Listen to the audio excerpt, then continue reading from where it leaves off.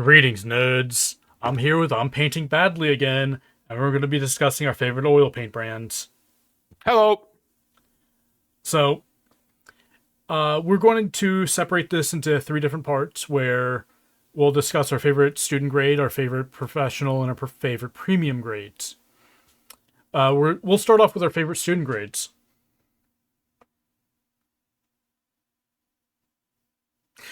Okay, let's talk about professional grades. Well, I could say, I saw, and this also depends on our definition of professional. But the main one I use is Williamsburg. Mhm. Is that and is that fair to like what you consider to be professional? I would consider that a premium grade. You would consider that a premium? Okay. Yeah, So then, if we're talking about professional, then I would, yeah, what you're holding up gambling. yeah, Um, they have a good selection. They have at least a more outwardly like ethical company, especially like their environmental programs that they have, and fairly consistent quality and frankly a decent value in a vast majority of the colors. Oh yeah. They also have a few unique colors like phthalo blue 15-4 as Mm-hmm. their manganese, which is a really good like substitute for manganese and phthalocyan. Yep. Uh Their cobalt teal is to we've talked about it. I mean we've discussed it a little bit, but their cobalt teal is a legitimately good color for your palette, and it's a very good value for what you get out of it. yeah. Other cadmiums are not bad either. Yeah, Like yeah, this tube is fairly light for a cadmium, so you can definitely tell it's not a premium grade. yeah, You weigh it against something like, Williamsburg or something like that, and it's the Williamsburg is going to have a really nice heft to it. yeah. They're like But it's Williamsburg still is generally yeah. like double the weight out of like every other company. Right. But this still has heft to it. You can tell that. And that's one way you can tell a pigmentation is you grab a large tube of a heavy pigment like cadmium and you just feel the weight. Yeah. Well, and like that's the thing about gambling is like you never really disappointed with the value. But I'll say this: for every gambling tube I've bought, I've never really been disappointed with the value I've gotten out of them. Which is there's only really one other brand I could say that for, and we'll get to that later. Um, but like you know their pricing makes them so much more valuable for what you get with such little risk, right? Like it's like that's the value is also the like you're not going to pay out the ass, and the consistency is good. Their consistency of the paint and the consistency of the product they deliver, right? In both ways. Um, have had no real single issues with any of the paints I've used. Now, granted, I haven't used their student grades. Like I haven't used their 1980 line. Yeah. So I can't really attest to that. But in their in their namesake, I've had very good experiences from overall. Yeah. Um I'll probably also go with gambling as well. As you said, it's a solid, reliable brand. Uh, it's one of those brands that it nothing about them is bad. They just don't do what I want a lot of the time. But I'm I'll, never I'll disappointed with them. yeah, it's like they don't necessarily like exceed your expectations. I'll say, but you don't feel like ripped off. Like now, granted, they still do like some marketing ploys, right? Like the Radiant line, and so like some of the like marketing gimmicks, but that's more forgivable in the context where there is a market for them. You know what I mean? So it's like, um, and it's not necessarily overly manufactured like the stupid cadmium free cadmium paints and stuff like that, right? Um, It's just bismuth yellow. they're all. I mean, they're all just hues. Like if you, I hate those. I hate those. I hate that gimmick. I hate. I hate the like continuing this like false narrative that like cadmiums are just super dangerous, and and then charging like they were cadmium paints. It's so unethical to me. It really is. Uh, Um, Now, there is a caveat to Gamblin, I would say. If you're in Europe, I would go with Rembrandt over Gamblin because of the price. Only reason. Rembrandt in Europe is super cheap compared to Gamblin. so Rembrandt then is probably it has to be manufactured. I didn't even realize that Rembrandt was actually made in Europe. Then, Yeah, it's Royal Talents. huh, Uh, interesting. um, Yeah, I. yeah. But yeah, I mean, like to me though, like so the obvious negatives though with like professional, well, with almost all paint brands, almost all, is we don't know all the additives they're using. It's not like Gamblin is more transparent in what they're adding, right? You're gonna know the pigment numbers, you're gonna know the oil, but you're not gonna know what they don't list like aluminum stearate or like castor wax or anything like that in there, right? Nah. Most companies keep that as proprietary. So that's not necessarily a negative just against Gamblin, but there's only one company I know that's fully transparent with what they add. Maybe two. Uh, Um, there's a few. I know Rublev, and I think my Mary Puro. Yeah. Um, but I mean, Old Holland doesn't. Williamsburg doesn't. Um, Michael Harding doesn't. Right. Any student grade brand definitely isn't. I mean, do you have any other offhand? Like Michael Harding, I think I said that already. But Um, M. Graham is fairly transparent about what they do. okay, and that's actually kind of a gap in my knowledge too. Yeah. So, um, They won't say anything like in their marketing blurbs about what they put out. But if you talk to them, they'll talk to you at very long length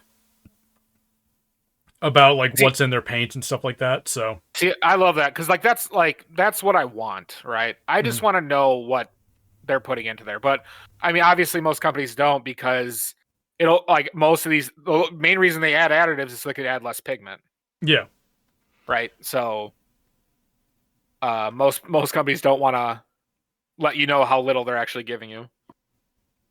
yeah. Uh, there is one other professional brand that I really do enjoy, and everyone has to put it on their tier list, and that's definitely Windsor. And I'm kidding, fuck that stuff. It's garbage. It's M. Graham. Yeah, you make like next time I have to buy a pre-tube paint, I'll probably be trying them out. Yeah, it Um, is walnut oil. oh, is it? Maybe that's Yeah, why I stayed away from it yeah. before. It that I'm, is that is the one problem with it, but they are really really cheap, and they border on premium grade pigmentation. Like they're roughly around the same pigmentation as Michael Harding. do they use walnut oil because it's easier to make with Uh, walnut? they do it because it doesn't yellow as Yeah. much. That's their reasoning, and it's more. I think they're talking about it being more environmentally friendly as well. That linseed? Yeah, Huh. something like I that. wonder if flax is hard to grow or like bad for the land or something. It requires a lot of land to do it. Okay. Kind of like I mean, they're the both only not great environmentally in yeah. reality. I mean, the only thing that like would make me think though is like because flax has multiple uses, right? Canvas is Mhm. made from flax, flax plant Yeah, strands. Like the hardcore Belgian linen is made from the flax plant as well. Um, so that's interesting. But yeah, I think though gambling is what I would, especially in the states, right? Is what I recommend to anybody if you're willing to commit some initial money to it and to help you learn what you want out of your paint. Gamblin would be my recommendation in the States. I don't know much about Van Gogh. I've used them once, or used a paint of theirs, but with Gamblin, the value that Gamblin provides, and knowing that you're not getting royally screwed like you are with other brands, Winsor Newton. Um, yeah, I think it's a very, very good place to start. Yeah, it's and that's the thing. Like going cheaper, you can go cheaper and use a student grade, but you're not going to get the same effect. You're not going to get the. It doesn't teach you that well, I'll right? say this: it's just an additional step if you really enjoy oil painting, right? Or you just know you're going to enjoy painting. What most likely would happen as a progression is you'll start off with the cheapest brands like Winton or like the stuff like that, and then you're like, oh well, I'm actually going to get the next level. You go to Gamblin, but you'll still most likely desire more or want something different as you get to know it more, right? So it's just like the price difference. I don't think is enough to justify wasting the student grade paints, like because you're just going to waste them anyways if you're into it, and it will save you some hassle. Yeah. Now, I will say I have used Gamblin's 1980 line. It's Yeah, not the worst student grade I've ever used. The worst is Winton. yeah, agreed. Uh, Winton was awful. And if you just are trying to do oil washers or something like that, Yeah, Gamblin 1980 is probably a good bet. I I'd mean, it all depends on the yeah, context, right? Like, but the value in yeah, using any cheap paint though is just understanding what makes a cheap paint bad, yeah, right? Like, there is value in understanding that because it will help educate you on your like the higher end brands because there's a lot more to talk about with the differences between those, right, than necessarily with the student grade brands because they're all going to be pretty crappy overall because those are just using about the least amount of pigment as possible on any given tube of paint. Where now, when you get to the brands where the differences are much more finite um, as you get more expensive. yeah. Well, I But guess we should talk about the premium grade stuff. yeah, here's So this is where it gets to be the long discussion. yeah. Well, because brands have their like distinctive personalities, right? Like, so I've used a bunch of Williamsburg. I've used Old Holland. I've used Michael Harding. I've used my Mary Piro and Rublev are the premium stuff I've used. I've had the best experience with Williamsburg, Yeah, but it also goes more to how I paint. I paint canvas on alla prima, which just means like in one go. So I paint my paintings in one sitting, thicker layers, and I try to hit specific colors, right? So it informs me on how, like, what's useful to me in a paint, right? So Williamsburg is a very thick paint intentionally made with as little oil as they can, essentially. So you get a lot more pigment, or I'll say solid material, in the tubes than you do with other brands. And so you get a lot of bang for your buck. Like, I paint a lot, and I've had 150 milliliter tubes of Williamsburg last me over a year. Um, so and I'm painting. That's like 100 plus paintings for me. Um, Whereas like the Michael Harding one, now that's 200. It's 240 or 220, 225, 225. 225. So I had a 225 of burnt umber, and that lasted me probably 40 paintings, somewhere in that range. Now I did use a decent amount of burnt umber. I used more burnt umber than I used like pile red, but that was also because of the strength difference, right? But for me, the strength difference, and I'll say customization of the paints while using was highest with Williamsburg. Yeah. Um, yeah, if you wanted to add anything on those two specifics, feel free to interrupt me. But those are like some initial foundation. Mhm. I definitely prefer out of the tube painting with Michael Harding. than Williamsburg, but Williamsburg I prefer as a paint overall. Yeah. It I mean, just like Michael Harding is the most usable out of the tube, oh yeah, right? it's lovely. It's silky. It's creamy. It feels good. That's really the experience you're looking for as an oil or with an oil is what Michael Harding provides. Blocks is very similar to Michael Harding, by the way.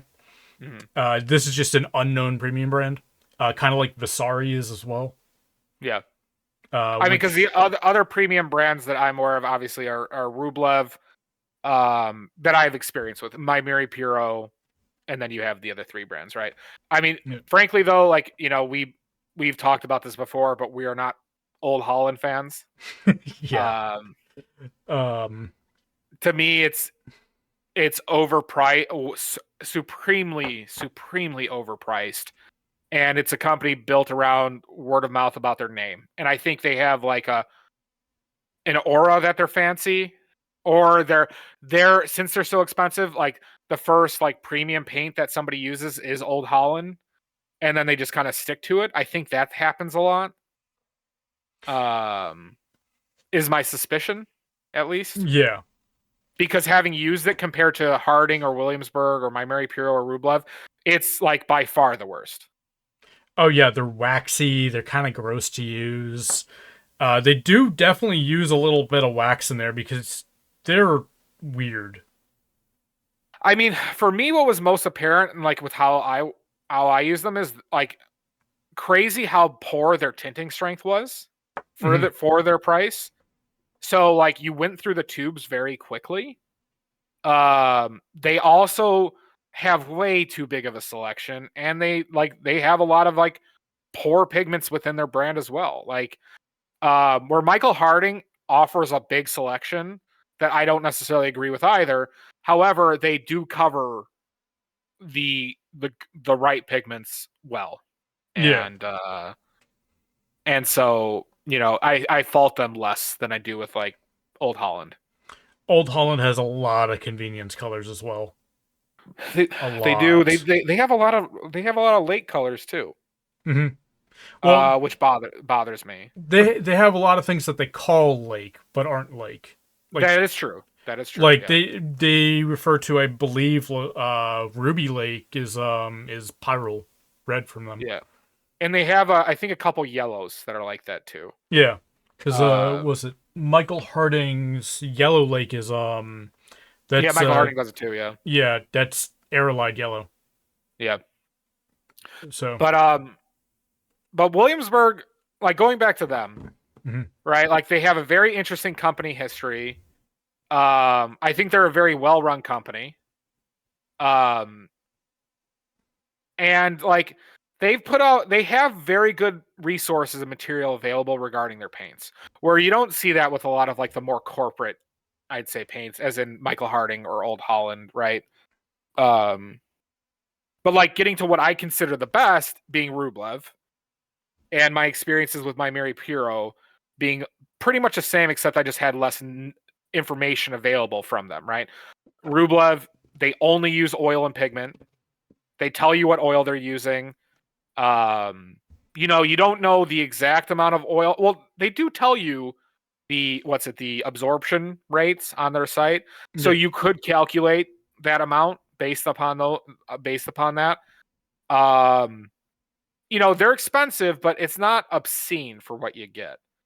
no, And now, I would say my only issue with Rublev is that they don't use a lot of modern pigments in their line, but that's yeah, part of their thing, right? Recreating older pigments, and they'll yeah, tell you.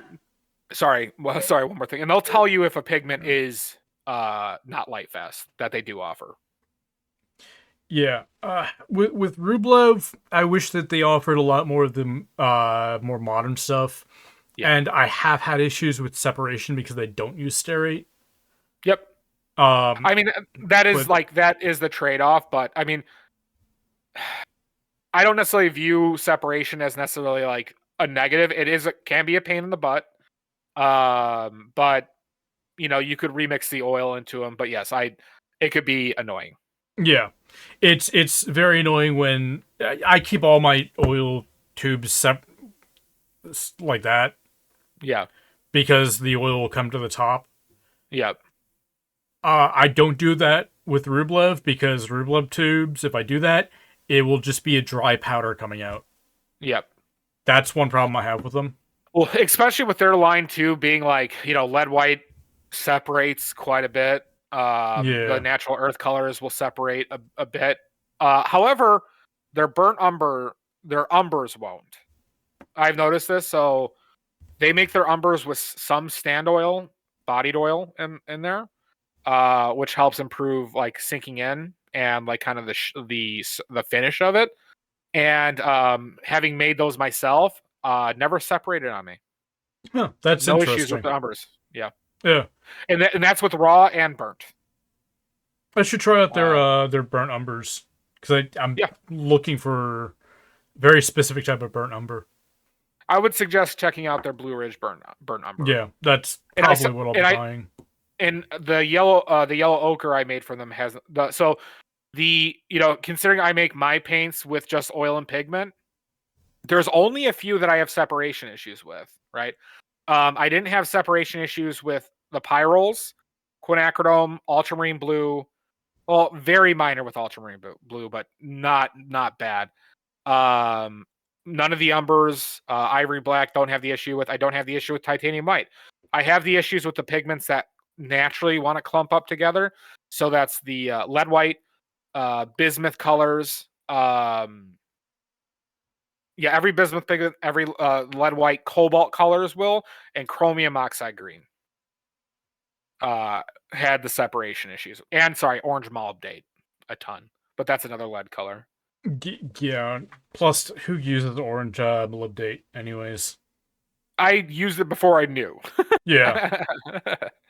because it was a cheap, super saturated, super strong tinting orange, but Yeah. I didn't know it had light fast issues. Um,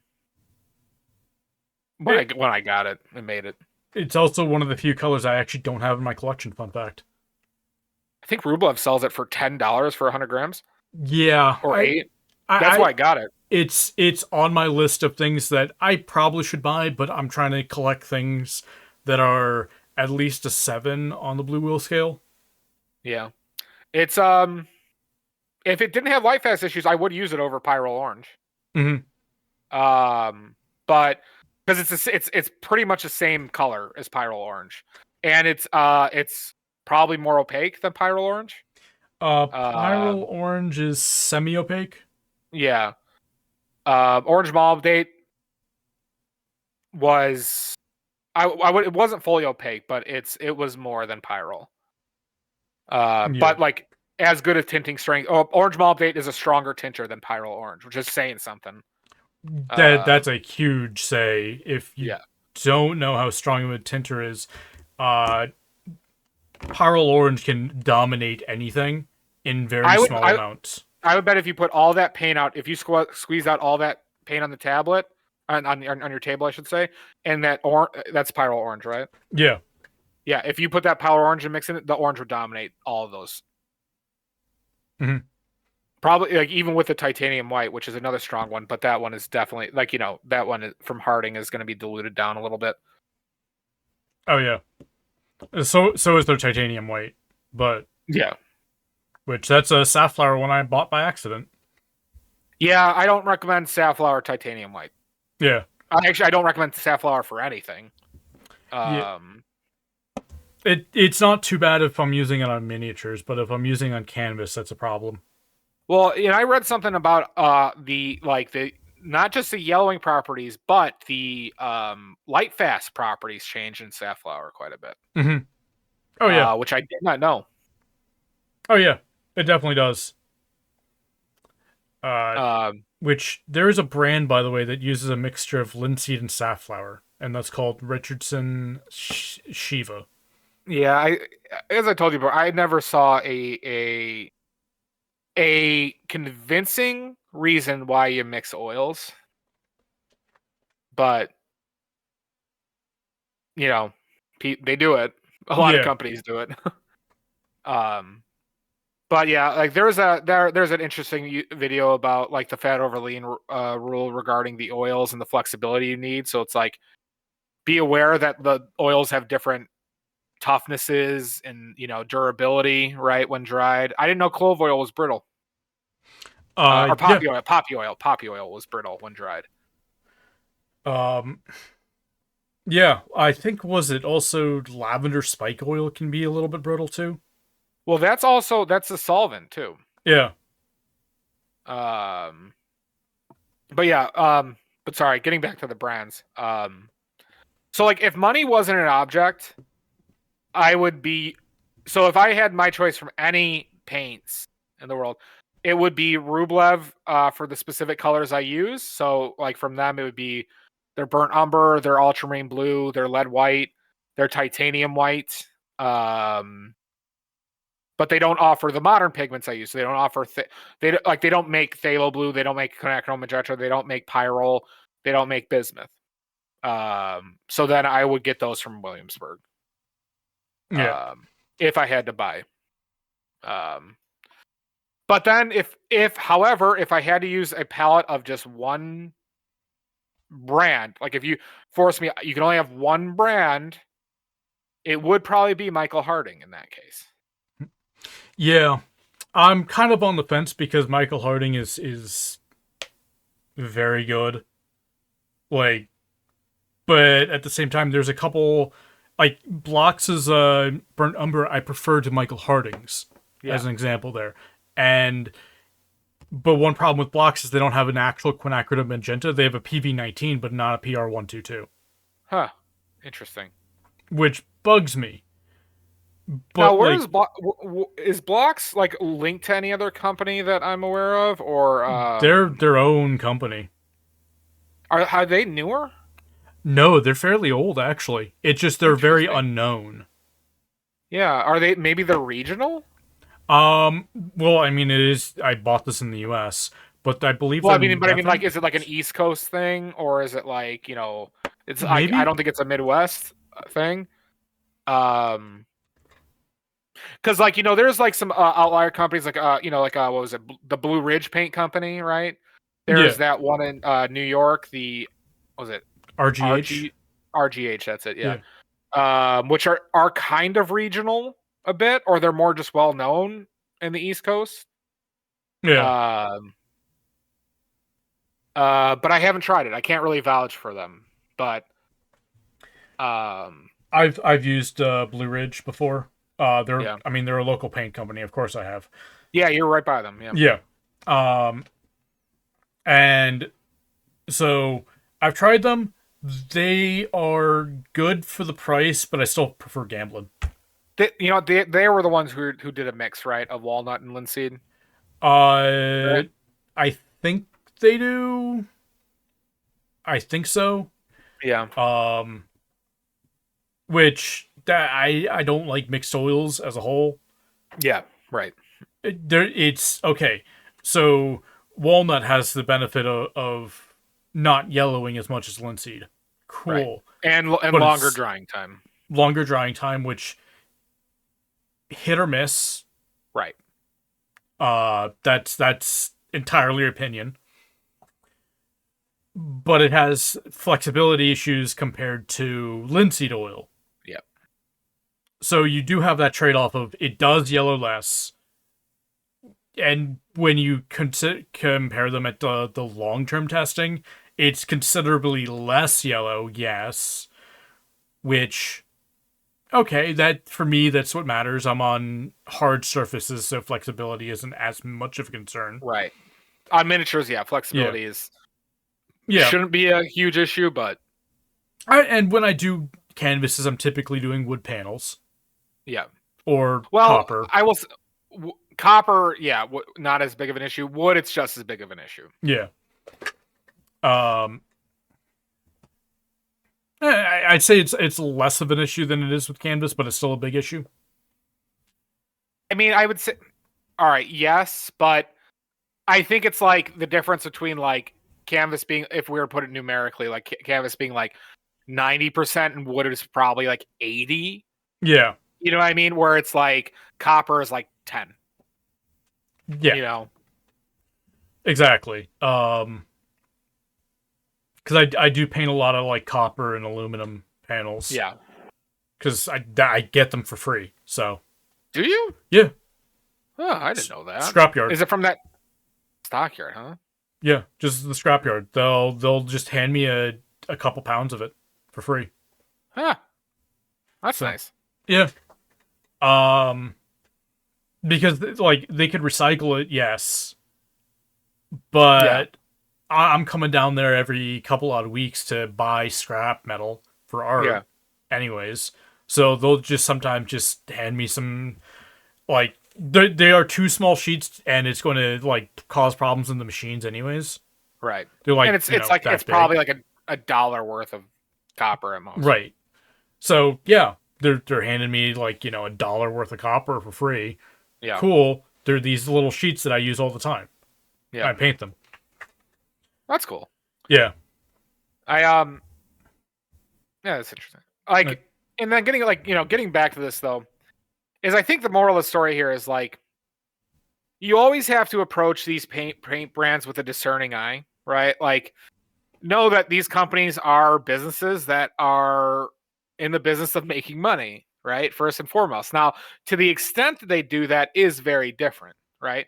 Like when we talk about Old Holland is pretty strictly just about making as much money as possible. yeah. And I think it's very apparent, right? And then the other ones, which are not as much, but definitely do, right? But have their own kind of personalities as far or distinctions, right? Williamsburg tries to make their paints with less oil, so you get a like thicker paste that you will need to add some more oil to, right? I would say the pigment quality between the brands is not noticeably different, but tinting strength is vastly different.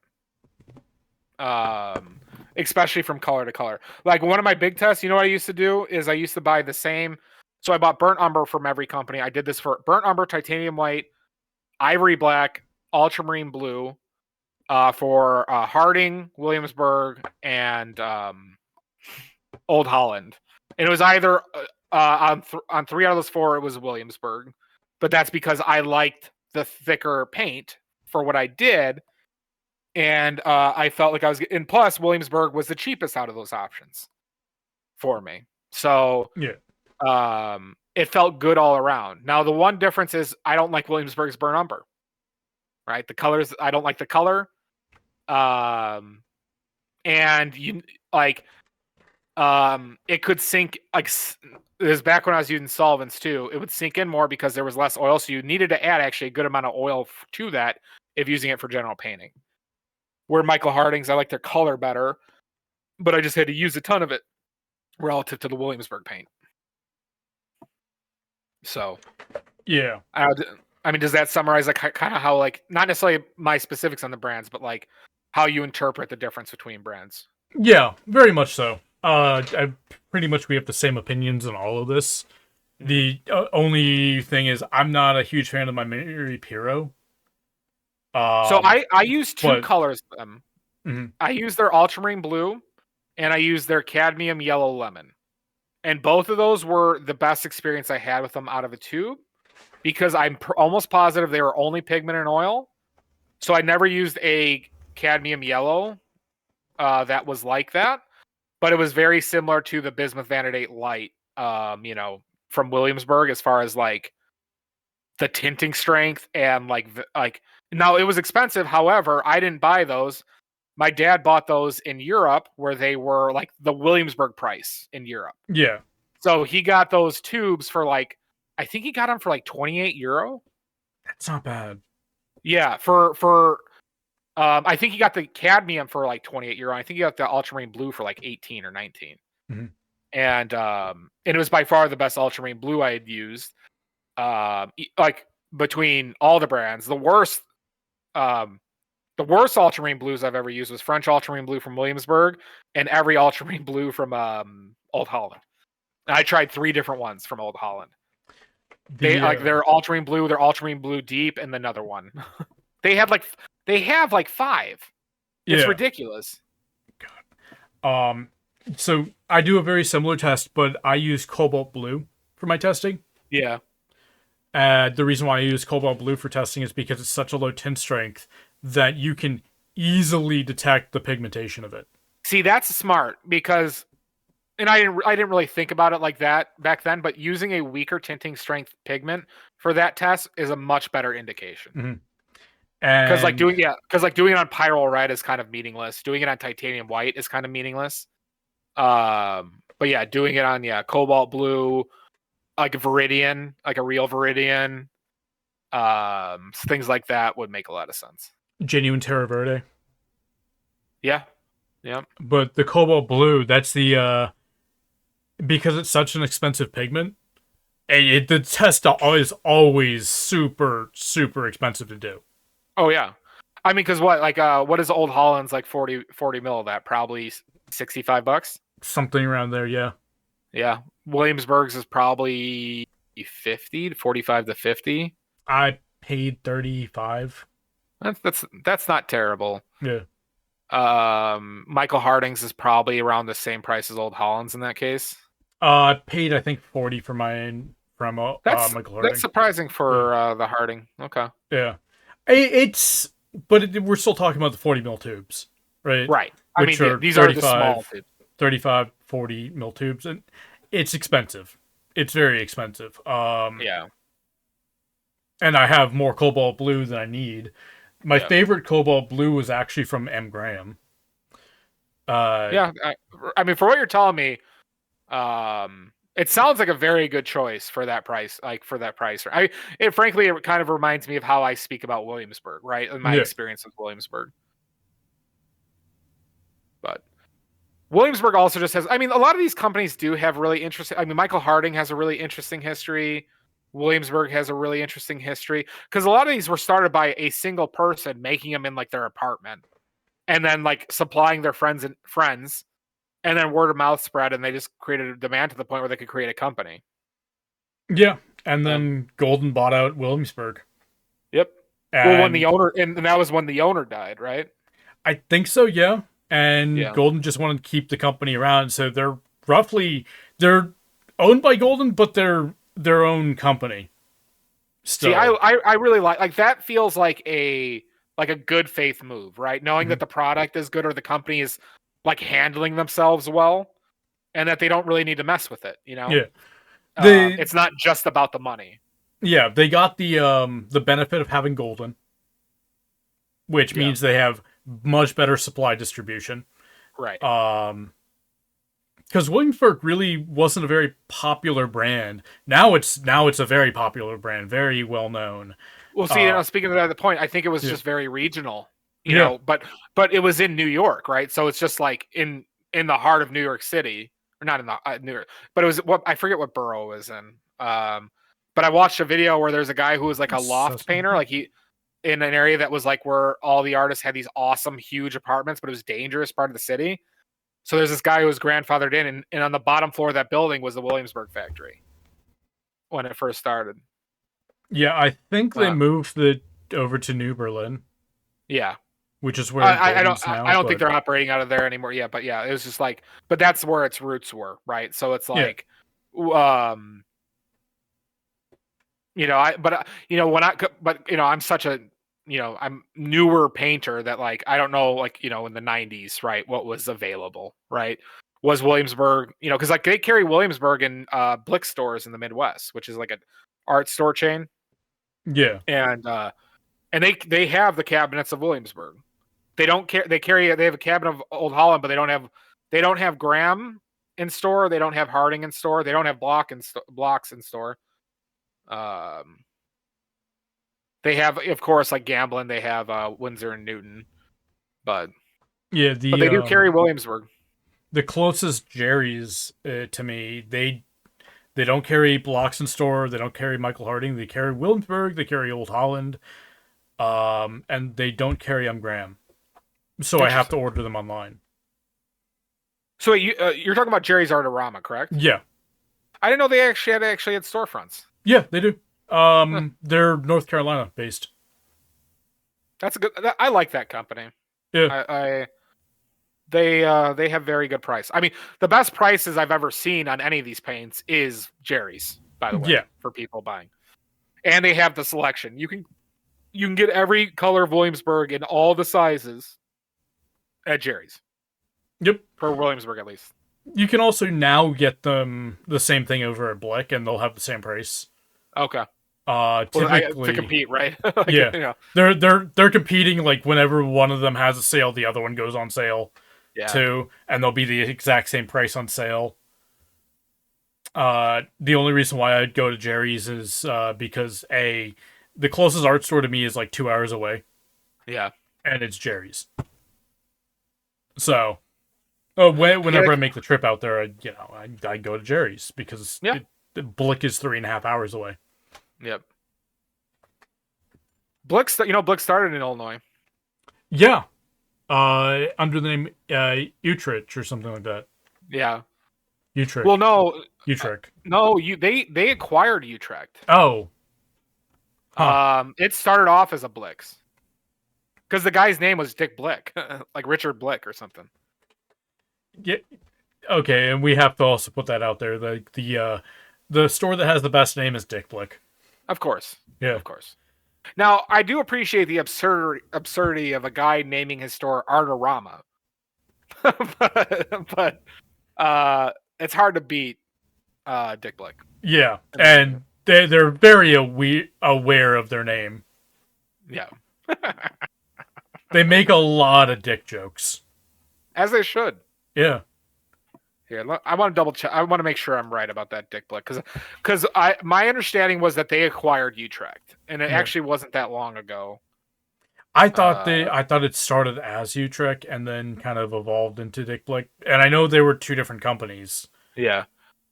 Okay, so yeah, Blick Art Materials is a family-owned retailer and catalog art supply business established as a mail-order business by Dick Blick in 1911 and purchased by Robert Metzenberg in 1947.